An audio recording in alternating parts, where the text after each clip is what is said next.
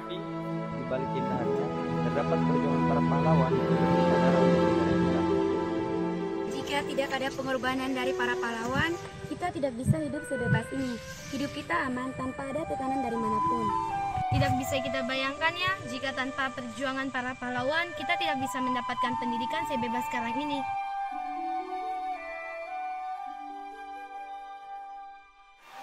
Akhir-akhir ini, berita di televisi selalu menayangkan kejadian berupa ancaman-ancaman terhadap berbagai hal sehubungan dengan integrasi nasional di negara kita. Dan seandainya jika dibiarkan akan semakin parah di tahun-tahun mendatang. Iya, saya juga sangat prihatin kalau menonton berita. Negara kita terancam integrasinya dari segala bidang, baik itu bidang ideologi, politik, ekonomi, sosial budaya, pertahanan, dan keamanannya. Tapi ngomong-ngomong, saya belum terlalu paham apa yang dimaksud dengan integrasi nasional. Kamu ketinggalan informasi.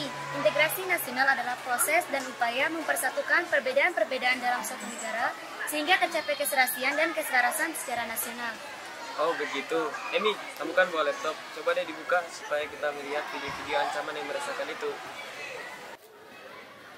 Kalian sedang apa? Kok seru sekali? Ayo sini gabung.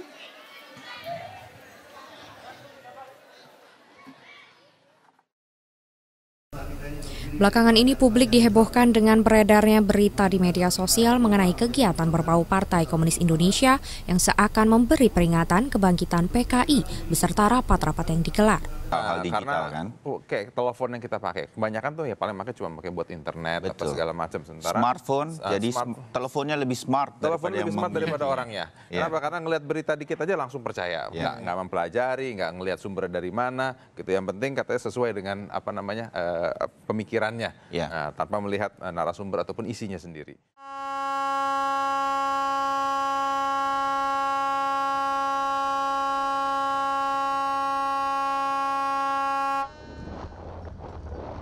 Saya minta semua dipantau.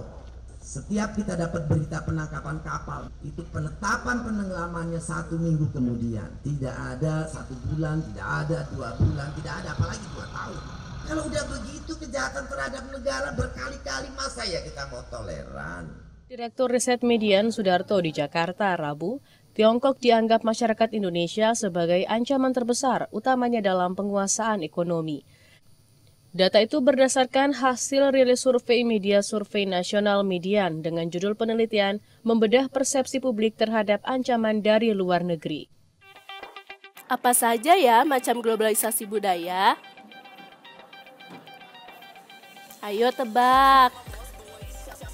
Gaya hidup, pakaian, makanan. Gaya hidup masyarakat Indonesia sekarang ini cenderung mengikuti kehidupan budaya barat yang jauh dari budaya-budaya kita sebelumnya. Bagaimana pendapat kalian tentang semua video tadi? Kalau menurut saya, video pertama tadi menggambarkan ancaman terhadap ideologi negara kita. Alasannya karena masih ada pihak-pihak yang masih menganut dan menyebarkan paham-paham komunis. Kalau menurut saya, video yang kedua menggambarkan tentang penyebaran hoaks melalui media sosial yang berkaitan tentang kasus-kasus politik. Itu termasuk ancaman terhadap politik, karena akan menjadi suatu kesalahpahaman antara organisasi politik yang satu dengan organisasi politik yang lainnya. Kalau video yang ketiga menggambarkan kejadian-kejadian kapal asing yang mengambil ikan di wilayah perairan Indonesia, itu termasuk ancaman terhadap keamanan dan pertahanan NKRI, karena hal itu dapat mengancam keamanan laut negara kita. Video yang keempat menggambarkan tentang negara asing yang mendirikan perusahaan di negara Indonesia, itu termasuk ancaman terhadap ekonomi, karena akan mengganggu pertumbuhan ekonomi di wilayah negara Indonesia. Video yang kelima menggambarkan pengaruh budaya asing yang telah masuk ke dalam kehidupan masyarakat Indonesia. Itu termasuk ancaman terhadap sosial dan budaya, karena akan menenggelamkan dan memusnahkan kebudayaan di negara Indonesia. Bagaimana menurut analisis dan kajian kalian terhadap ancaman-ancaman di bidang ideologi, politik, ekonomi, sosial budaya, pertahanan, dan keamanan, serta strategi dalam mengatasinya dalam Bhinneka Bhinneka Tunggal Ika? Menurut saya, ancaman di bidang ideologi adalah ancaman yang dinilai mempunyai kemampuan yang dapat membahayakan pemikiran masyarakat suatu negara, sehingga akan mengancam terhadap dasar falsafah negara, baik dari dalam maupun luar negeri. Adapun ancaman yang berasal dari luar negeri yaitu adu domba yang dilakukan oleh pihak asing serta ancaman yang berasal dari dalam negeri, yaitu sikap mau menang sendiri dalam masyarakat suatu negara. Adapun cara mengatasinya antara lain dengan memperkuat pertahanan negara. Menurut saya, ancaman di bidang politik adalah ancaman dari pihak luar maupun pihak dalam politik yang mengakibatkan keresahan dan ketidakamanan politik di negara kita, sehingga keamanan politik di negara kita masih dipertanyakan. Salah satu contoh kasus ancaman di bidang politik yaitu kasus suap menyuap, korupsi yang terjadi, misalnya kasus IKTP. Kemudian solusi untuk mengatasinya, yang pertama, adanya kesadaran rakyat untuk memikul tanggung jawab guna melakukan aspirasi politik dan kontrol sosial.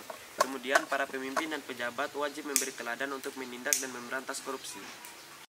Kalau menurut saya, ancaman ekonomi adalah suatu usaha dan kegiatan baik dari dalam maupun luar negeri yang dinilai dapat mengancam dan membahayakan keamanan finansial serta pertumbuhan ekonomi nasional bangsa Indonesia. Adapun cara mengatasinya antara lain memberikan lowongan dan lapangan pekerjaan kepada masyarakat dan membuat produk sendiri yang lebih berkualitas daripada produk asing. Menurut saya, ancaman di bidang sosial budaya adalah ancaman yang berasal dari luar negeri dan dalam negeri, dan bersifat merusak serta mengancam keberadaan sosial dan budaya di dalam suatu negara. Contohnya yaitu, generasi muda cenderung lebih memilih, mengetahui dan mencintai budaya asing daripada budaya sendiri. Adapun cara mengatasinya antara lain, yang pertama, melakukan persaingan terhadap budaya yang masuk ke Indonesia, yang kedua, senantiasa mencintai budaya sendiri. Menurut saya, ancaman di bidang pertahanan dan keamanan biasanya di bidang militer. Ancaman militer adalah ancaman yang menggunakan kekuatan bersenjata dan terorganisasi yang dinilai mampu mengganggu kedaulatan negara. Contoh dari dalam negeri yang pertama yaitu adanya perang antar suku, terorisme, dan pemberontakan. Contoh dari luar negeri yaitu agresi militer dan spionase. Adapun cara mengatasinya antara lain, yang pertama, meningkatkan keamanan. Yang kedua, mengajak masyarakat untuk saling berkomunikasi dan saling bersosialisasi tentang pentingnya peningkatan keamanan. Teman-teman, ancaman-ancaman ini sangat meresahkan. Bagaimana jika kita melakukan penelitian sederhana, seperti yang telah kita pelajari pada pelajaran PKN dengan topik potensi ancaman di bidang ideologi, politik, ekonomi, sosial budaya, pertahanan dan keamanan, serta strategi mengatasinya dalam bingkai Bhinneka Tunggal Ika. Setuju!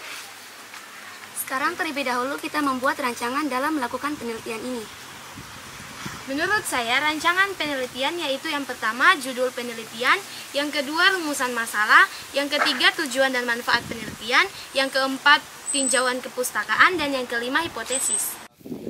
Selanjutnya, populasi dan sampel atau partisipan atau subjek penelitian. Kemudian, variabel penelitian atau batasan konsep atau kerangka konseptual.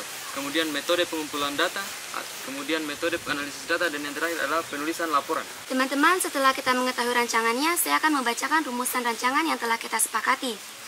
Yang pertama, judul penelitian, ancaman terhadap negara di bidang ideologi, politik, ekonomi, sosial budaya, pertahanan dan keamanan, dan strategi mengatasinya dalam bingkai Bhinneka Tunggal Ika di Kecamatan Batauga. Yang kedua, rumusan masalah, bagaimana ancaman di bidang ideologi, politik, ekonomi, sosial budaya, pertahanan dan keamanan, serta strategi mengatasinya. Yang ketiga, tujuannya, mendeskripsikan ancaman terhadap ideologi, politik, ekonomi, sosial budaya, pertahanan dan keamanan, serta strategi mengatasinya. Manfaatnya, agar pembaca memahami bentuk-bentuk ancaman terhadap negara dan cara mengatasinya. Yang keempat, tinjauan kepustakaan, berisi literatur-literatur baik yang ada di buku-buku dan media massa. Selain itu, kita dapat memperolehnya di media sosial. Yang kelima, hipotesisnya, ancaman terhadap negara sangat membahayakan negara dan harus segera diatasi. Yang keenam, populasi dan sampel, masyarakat Kecamatan Batauga, Kabupaten Buton Selatan, Provinsi Sulawesi Tenggara. Yang ketujuh, variabel penelitian, wilayah Kecamatan Batauga, Kabupaten Buton Selatan, Provinsi Sulawesi Tenggara. Yang kedelapan, metode pengumpulan data, yaitu metode pustaka.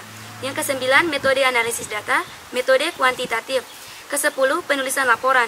Dalam menulis laporan disesuaikan dengan penelitian yang akan dilakukan dan bahannya dari data-data yang telah kita peroleh.